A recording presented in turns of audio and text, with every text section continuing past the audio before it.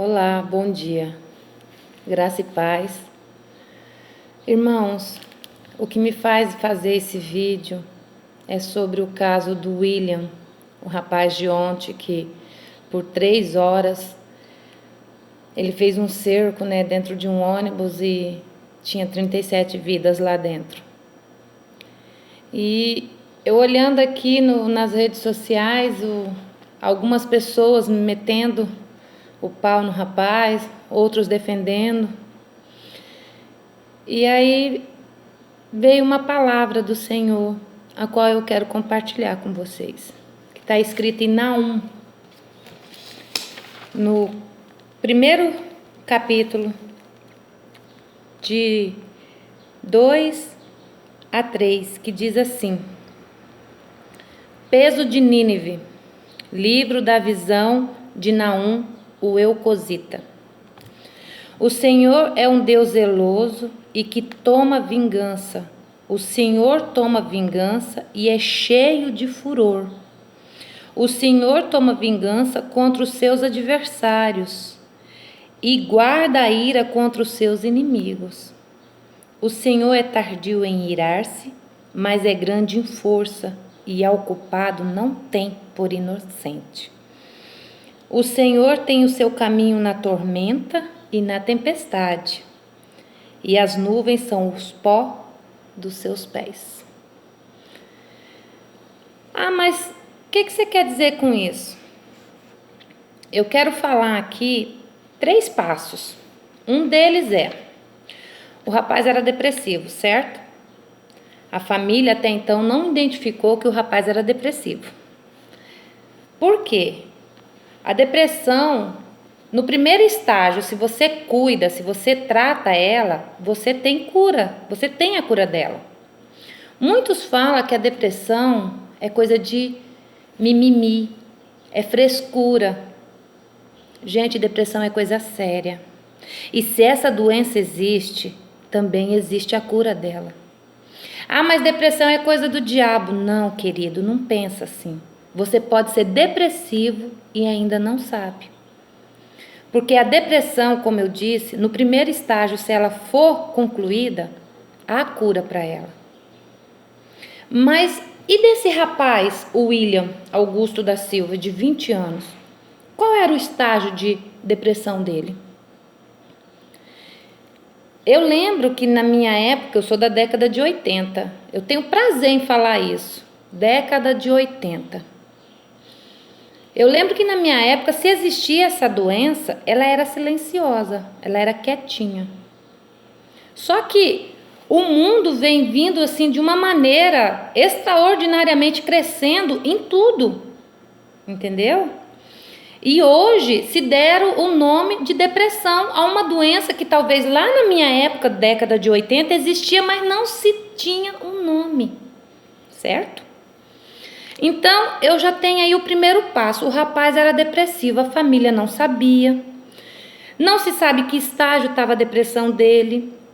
Muitos estão falando que depressão, por ser do diabo, ele estava com o diabo no corpo para fazer aquilo. Gente, como eu disse, depressão não é frescura. E se ela é uma doença, existe a cura, certo? O segundo passo muita gente está falando que esse caso é parecido com o caso Eloá.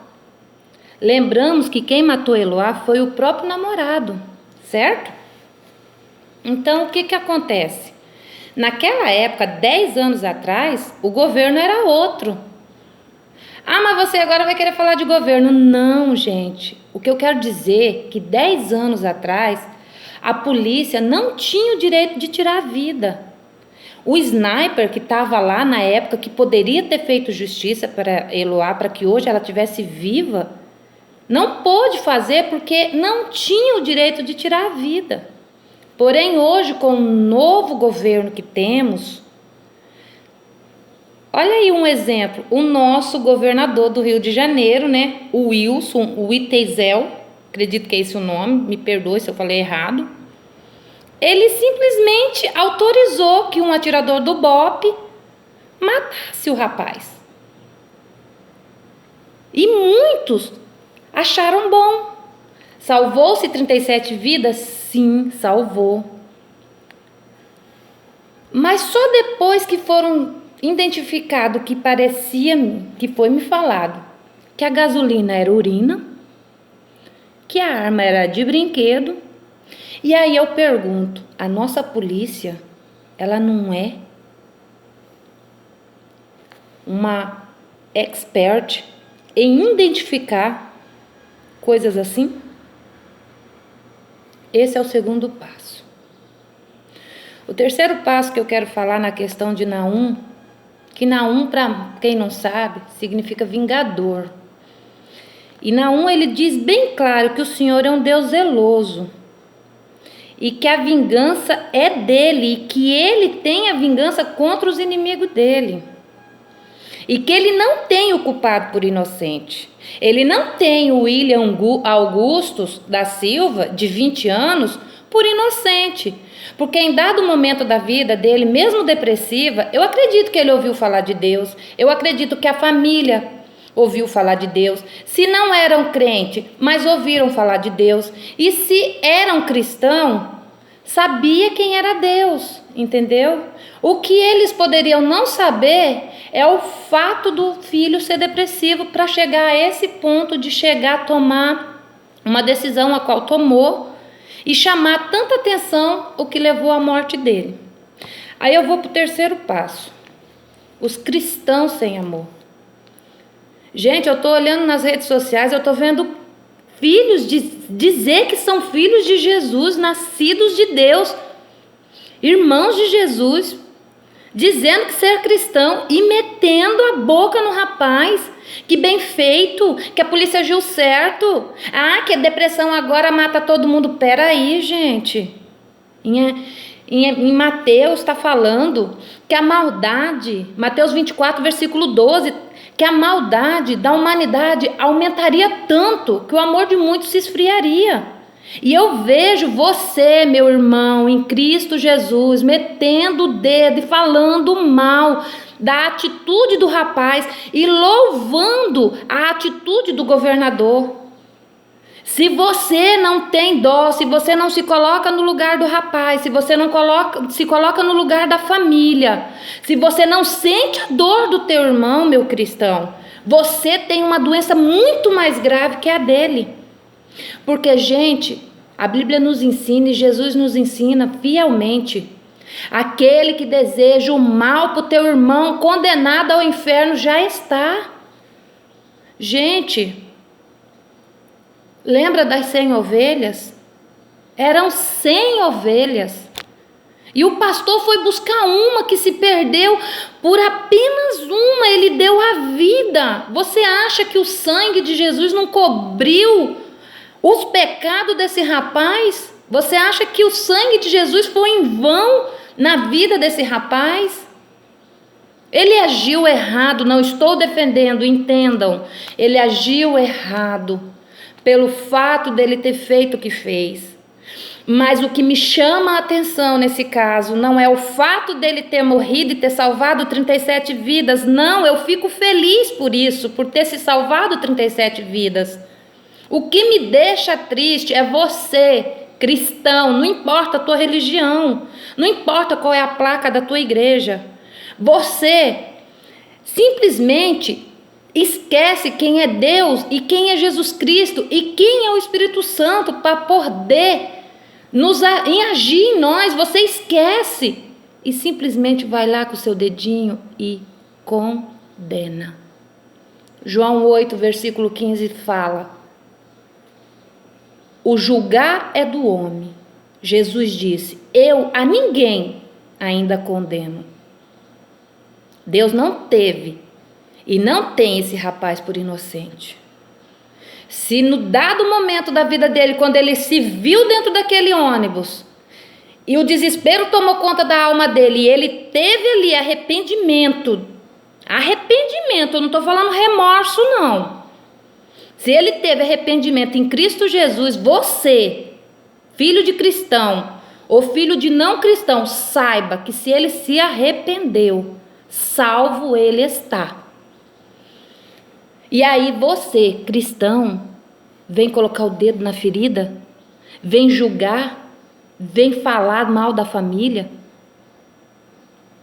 Filho, Deus amou o mundo de tal maneira que deu o único filho dele para morrer por amor de nós. E todo o sangue de Jesus daquela geração dele cobriu a nossa geração hoje. Eu estou falando para crente, eu estou falando para quem teme a Deus, eu estou falando para quem tem Jesus no coração e é fiel a Ele e sabe que Ele é um Deus zeloso, é um Deus amoroso, mas também é um Deus de justiça. É tanto que eu estou lendo Naum, e Naum significa vingador, que Deus vai vingar os filhos seus dos inimigos. Vocês estão me entendendo, gente? Eu estou falando aqui para cristão. Vocês vão meter o pau em mim também, porque acham que eu estou defendendo o fato dele ter feito o que fez. Eu não estou defendendo o William Augusto da Silva, não estou defendendo o governador do Rio de Janeiro ter feito o que fez, entendeu? O que eu estou aqui chateada é de você, cristão, abrir a sua boca no púlpito para pregar, para falar do amor de Deus, para cantar, e depois está nas redes sociais metendo a boca como se a dor do teu amigo, do teu inimigo que fosse, não te doesse. Isso é inaceitável como cristão, isso me dói, isso me machuca. Jesus está voltando e Ele quer levar teu povo para morar no céu.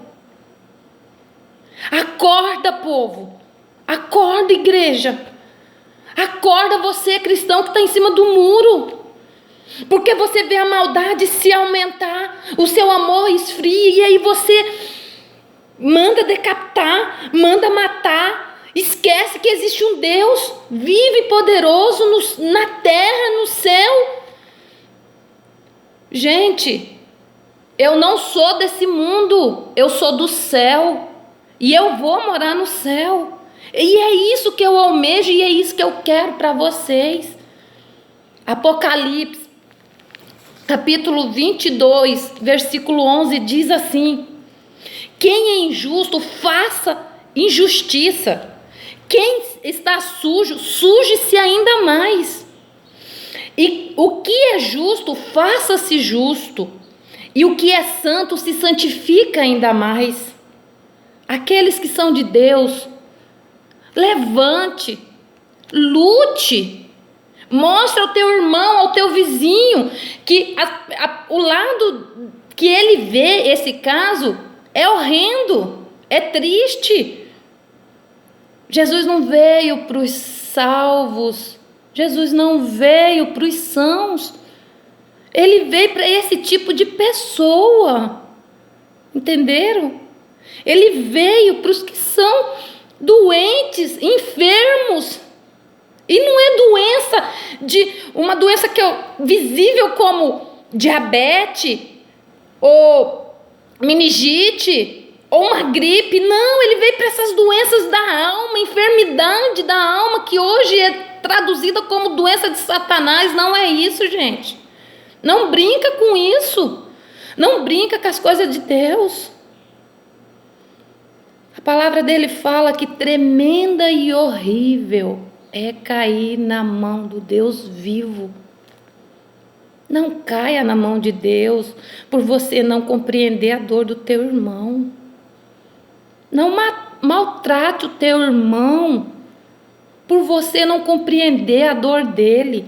Antes, se ponha no lugar dele e pensa o que ele queria fazer. Mas não, eu vejo cristãos louvando a atitude do governador e agradecendo ao nosso governo, ao nosso presidente hoje, Bolsonaro.